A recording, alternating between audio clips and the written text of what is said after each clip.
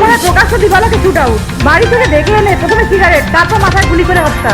এলাকায় উত্তেজনা। তদন্তে ঘটনাস্থলে ব্যারাকপুর পুলিশ কমিশনারের ডিসি নর্থ শ্রীহরি পান্ডে। শনিবার ভাটপাড়া 12 নম্বর ওয়ার্ডের 23 নম্বর গলিতে শুট আউটের ঘটনা ঘটে। নির্মাণ সামগ্রী ব্যবসায়ী এবং ঠিকাদার সালাউদ্দিন আনসারি ওরফে মুকুলকে তার পরিচিতরা বাড়ি থেকে ডেকে এনে প্রথমে তাকে সিগারেট খেতে দেয়, তারপর খুব কাছ থেকে তাকে লক্ষ্য করে 6 রাউন্ড গুলি চালায়। একটি গুলি মাথায় লাগে। ঘটনাস্থল থেকে পালানোর চেষ্টা করলেও মুখ থুবড়ে মাটিতে পড়ে যায় সে। গুলির শব্দ শুনে প্রতিবেশীরা বাইরে এসে মাটিতে পড়ে থাকা মুকুলকে ভাটপাড়া স্টেট জেনারেল হাসপাতালে নিয়ে গেলে চিকিৎসকরা মৃত বলে ঘোষণা করেন। ঘটনার পর উত্তেজিত জনতা মূল অভিযুক্ত পঙ্কজের অস্থায়ী বাড়িতে ভাঙচুর চালায়।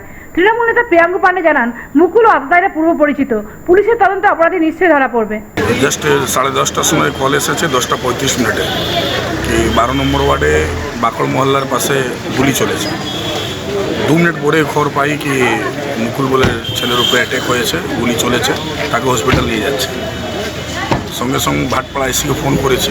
ভাটপাড়া আইসিও জানতো না, তখন ওরা ফোর্স নিয়ে বেরিয়েছে। তার মাঝখানে রিপোর্ট পাওয়া গেল কি রাস্তার মধ্যেই মুকুল মারা যায়। হ্যাঁ, মুকুল আমাদের দলীয়। পুলিশ প্রশাসন নিশ্চয়ই পৌঁছেছে, দেখি আগে ইনকোয়ারি করুক। সূত্রের খবর, মুকুলের পরিচিত 5 যুবক যারা সকাল 10টা নাগাদ তার বাড়িতে যায়, তাদের মধ্যে ছিল পঙ্কজ, সলমান, আরিক ও মাহাতো। সিগারেট খাওয়ার সময় পঙ্কজ তাকে লক্ষ্য করে গুলি চালায় বলে অভিযোগ। এই ঘটনাকে দুর্ভাগ্যজনক বিষয় উল্লেখ করে সাংসদ অর্জুন সিং বলেন, নিহতের অপরাধমূলক রেকর্ড রয়েছে।